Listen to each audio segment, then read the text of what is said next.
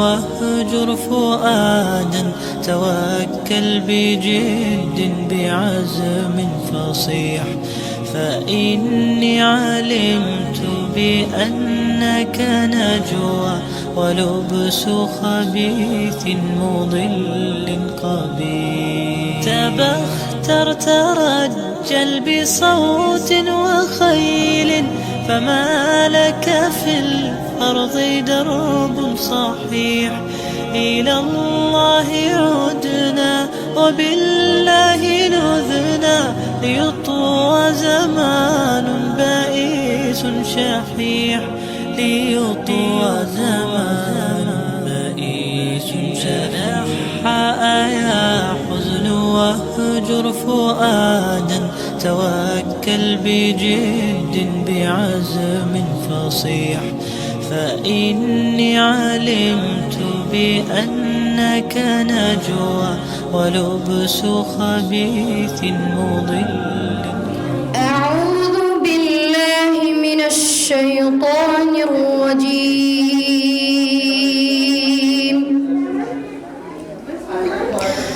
بسم الله الرحمن الرحيم.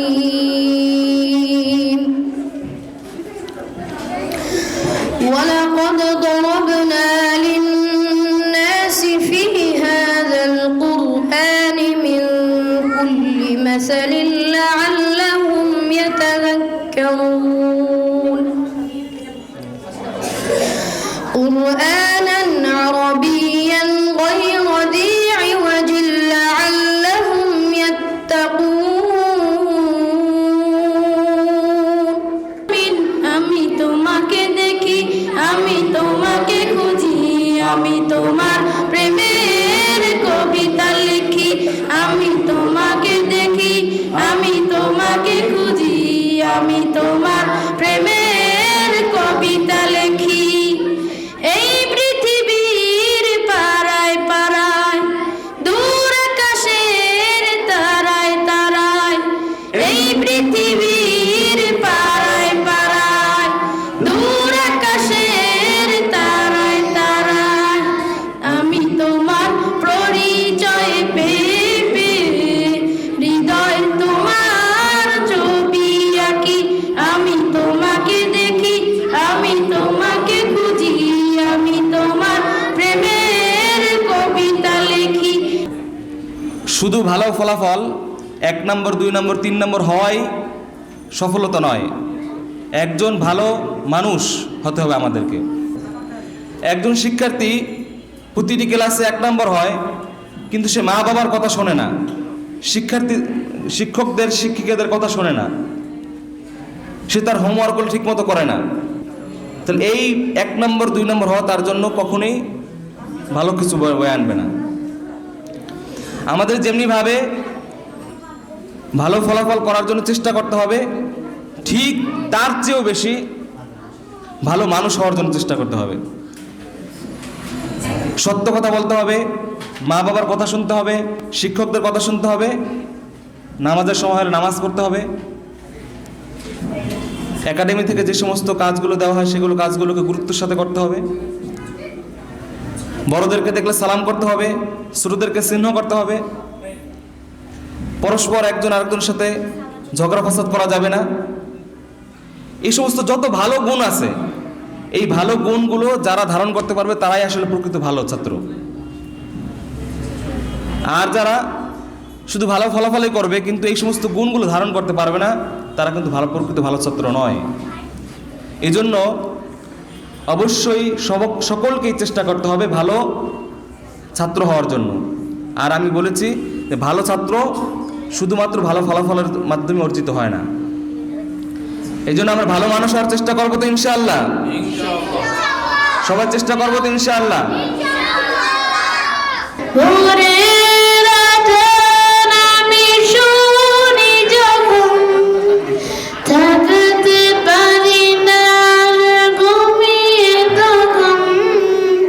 ঘরে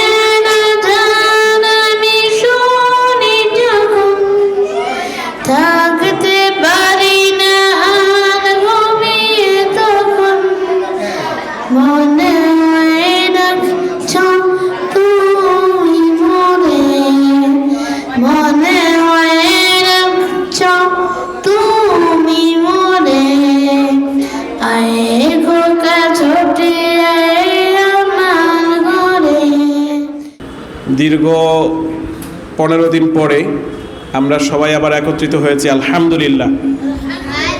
সবাই সুস্থ আছেন? আওয়াজ নাই। সবাই সুস্থ আছেন? মাশাআল্লাহ, মাশাআল্লাহ। বিশেষ করে আমি আপনাদের কাছে অনুরোধ করব, স্বামী স্ত্রীর যে ব্যবহারগুলো, কথোপকথনগুলো, আলোচনাগুলো, তর্ক বিতর্কের যে বিষয়গুলো, এগুলো কখনোই সন্তানের সামনে আনবেন না, কখনোই না।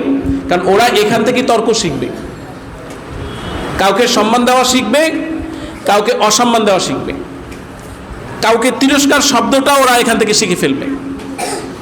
আমাদের অনেক শিক্ষার্থী ক্লাস টিচারদের কাছে বা ব্যক্তিগত আমার কাছেও এমন কিছু বাক্য বলে, এমন কিছু শব্দ বলে যেটা কখনোই ওদের এটা নিজের থেকে শেখা না, আপনাদের থেকে শেখা। যখন জিজ্ঞেস করি যে এই শব্দগুলো কোথা থেকে আসছে, তুমি কোথা থেকে শিখেছো? আব্বু তো বলেছে এটা। আমাদের প্রথম সাময়িক পরীক্ষার পরে আমরা পানি খাওয়ার একটা সুন্নত শিখিয়েছিলাম ওদেরকে। 3 ঢোকে খেতে হবে, বসে খেতে হবে, 3 নিঃশ্বাসে খেতে হবে। তারপরের দিন অভিযোগের শেষ নাই। আব্বু দাঁড়িয়ে পানি খায়, আম্মু শুয়ে পানি খায়, কেউ একদমে খায়, কেউ বিসমিল্লাহ বলে না, মানে এদের অভিযোগের শেষ নাই। তো অভিযোগটা আসতে পারে, কিন্তু আমাদের শিক্ষার্থী যখন বলে যে আব্বুকে বলেছি এভাবে খেতে, আব্বু বলে না তুমি তোমারটা খাও। যখন এই সন্তানকে বাক্যটা বলা হয়, এই সন্তান একাডেমি থেকে যে শিক্ষাটা পেয়ে গেল, তখন এ মনে করবে না এটা দরকার নেই। কারণ ও পরিবেশের বাবার সাথে দেখতে দেখতে বাবার মতো হয়ে যাবে, ও দাঁড়িয়ে পানি খাবে, ও এক নিঃশ্বাসে পানি খাবে। তো এই জন্য প্রতিটা আমল বা প্রতিটা কাজ আমার যেন ইসলামপন্থী হয়, আদর্শিক হয়। আমি কোনো একটা কিছু নাই জানতে পারি, আমার সন্তান যদি ওইটার কোনো পদ্ধতি বলে যে বাবা হুজুরা বলেছে এভাবে খেতে, বা আমার টিচার বলেছে এভাবে খেতে, আমি ওভাবেই খাই ওর সামনে। পরবর্তীতে যদি আপনার কাছে এটা নেগেটিভ মনে হয়, টিচারের সাথে আলোচনা করি, হতেই পারে। কিন্তু ডিরেক্টলি ওদেরকে ওই কাজে বাধা না দেওয়া, বা বলে ঠিক আছে তুমি করো, এটা না বলা। ঠিক আছে বাবা, সরি আমার ভুল হয়েছে, চলো আমরা একসাথে খাই। এতে একটা সুন্দর একটা ভবিষ্যৎ আমরা দিতে পারবো। একটা সময় আমি বৃদ্ধ হব, এই সন্তানই আমার সেবা করবে। আর আমি যদি ওর মুখের উপর এটা বলে দেই, অপেক্ষা করি একটা সময় বৃদ্ধ হওয়ার পরে যখন আমি ছোট হব, কারণ বৃদ্ধ মানে আমরা ছোট বয়সে মনে করি, এই সন্তান ওটা আমাকে রিপিট করবে।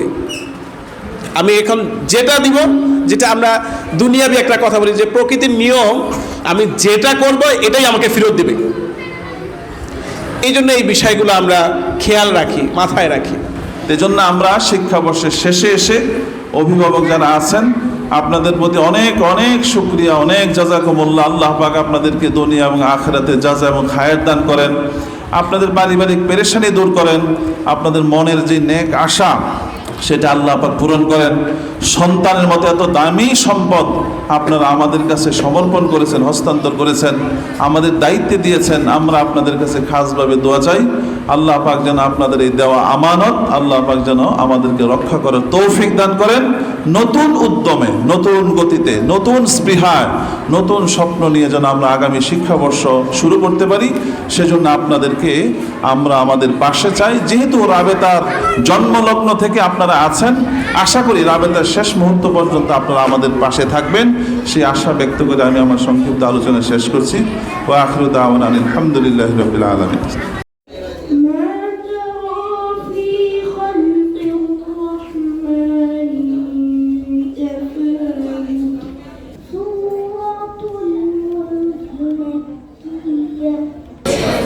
मुझे को